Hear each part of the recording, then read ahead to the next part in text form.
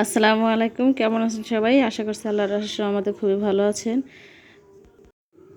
আজ একটি মাত্র ডিম দিয়ে দারুণ মজার একটা রেসিপি তৈরি করে দেখাবো। তো প্লিজ ভিডিওটি না টেনে শেষ পর্যন্ত দেখবেন এবং আমার চ্যানেলে যদি নতুন হয়ে থাকেন অবশ্যই আমার চ্যানেলটি সাবস্ক্রাইব করে দিবেন।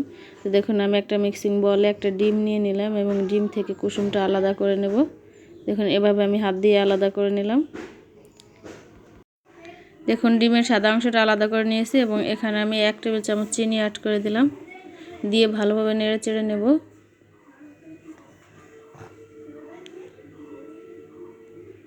এখন আর 1 টেবিল চামচ চিনি দিয়ে দিলাম। টোটাল আমি এখানে 2 টেবিল চামচ চিনি ইউজ করলাম। দিয়ে আবারও ভালোভাবে নেড়ে চেড়ে ফেটিয়ে নেব। এই মিশ্রণটাকে একটু সময় নিয়ে ভালোভাবে নেড়ে চেড়ে ফেটিয়ে নিতে হবে, একদম ফোমের মতো করে নিতে হবে, চিনিটাও যাতে গলে যায়। দেখুন, এভাবে আমি অনেক সময় ধরে একটু ফেটিয়ে নিয়েছি, 3-4 মিনিটের মতো। দেখুন, মিশ্রণটা ফাটানো হয়ে গেছে। এখন আমি আগে থেকে যে কুসুমটা আলাদা করে রেখেছিলাম ওইটা অ্যাড করে দেব। দেখুন, ওইটা অ্যাড করে দিয়ে আবারও ভালোভাবে নেড়েচেড়ে ফেটিয়ে নেব।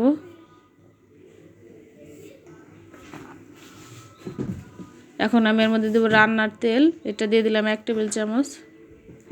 ওটা দিয়ে আবারও ভালোভাবে নেড়ে নেব।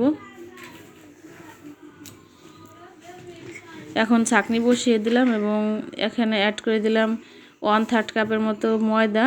মেজারমেন্ট কাপ দিয়ে মেপে নিয়েছি। আপনারা চাইলে 4 কাপের পুরোটা না ভরে অর্ধেকের একটু বেশি অ্যাড করে দিতে পারেন, তাহলে সমান মাপ হয়ে যাবে। এবং দিয়ে দিলাম 1/2 চা চামচ বেকিং পাউডার। এটা দিয়ে এভাবে একটু চেলে নেব এবং চামচ দিয়ে মিশিয়ে নেব। এই কাজটা একটু সময় নিয়ে করতে হবে, এটা তাড়াহুড়া করে করা যাবে না, তাহলে ডিমের যে ফোমটা তৈরি করছিলাম ওইটা নষ্ট হয়ে যাবে এবং নাস্তাটা পারফেক্ট হবে না। দেখুন, যে বাকিটা ছিল ওইটা আমি এভাবে চেলে নিলাম এবং দিয়ে দিব। দিয়ে আবারও নেড়ে চেড়ে মিশিয়ে নেব।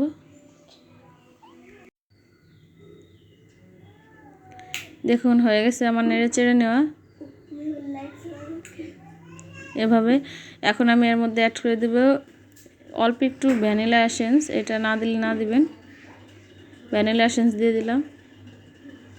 দিয়ে আবারও ভালোভাবে নেড়ে চেড়ে নেব এবং আমি তখন লবণ দিয়েছিলাম না, লবণ এখন এই জন্য অল্প একটু 1 চিমটির মতো লবণ অ্যাড করে দিলাম।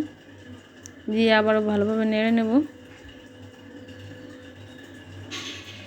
দেখুন, আমার এইভাবে হবে, এই যে ঘনত্বটা এমন হবে।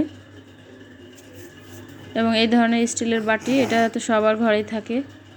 এটা আমি তেল ব্রাশ করে নিয়েছি এবং এই বাটিতে আমি এই যে অল্প অল্প করে ঢেলে দেব। 3 বাটিতে সমান সমান করে দিয়ে নেব। দেখুন, একটু কম বেশি হয়েছে হয়তো। এখন আমি এটা বেক করতে চলে যাব। এভাবে একটু ঝাঁকিয়ে নিলাম, এতে করে লাঞ্চটা বের হয়ে যাবে। এখানে আমি একটা পাতিলে একটা কাগজ নিয়ে নিয়েছি এবং একটা স্ট্যান্ড বসিয়ে রেখেছিলাম 5 মিনিট আগে। ওইটা গরম করে নিয়েছি এবং এটা দিয়ে ঢেকে দিলাম এবং 20 থেকে 25 মিনিট পরে ফিরে আসলাম। চুলার আঁচটা একদম লোতে ছিল। 20 থেকে 25 মিনিট বেক করে নিলাম। দেখুন কত সুন্দর ফুলকো হয়েছে এবং নাস্তাটা আমি নামিয়ে নিয়েছি। দেখুন, মাশাআল্লাহ, এটা খুবই পারফেক্ট হয়েছে। আর আসুন, আমরা যারা মুসলিম এই হাজারো ব্যস্ততার মাঝে 5 ওয়াক্ত নামাজ পড়ে নেই, কারণ দুনিয়া ছেড়ে চলে যেতে হবে একদিন। আর কেমন লাগলো ভিডিওটা অবশ্যই কমেন্ট করে জানাবেন। যদি একটু ভালো লাগে, উপকারে লাগে, আমার চ্যানেলটি সাবস্ক্রাইব করে দেবেন, বেশি বেশি শেয়ার করে দেবেন। তো আজকের ভিডিও এই পর্যন্ত। দোয়া করি সবার জন্য, সবাই ভালো থাকবেন। আল্লাহ হাফেজ।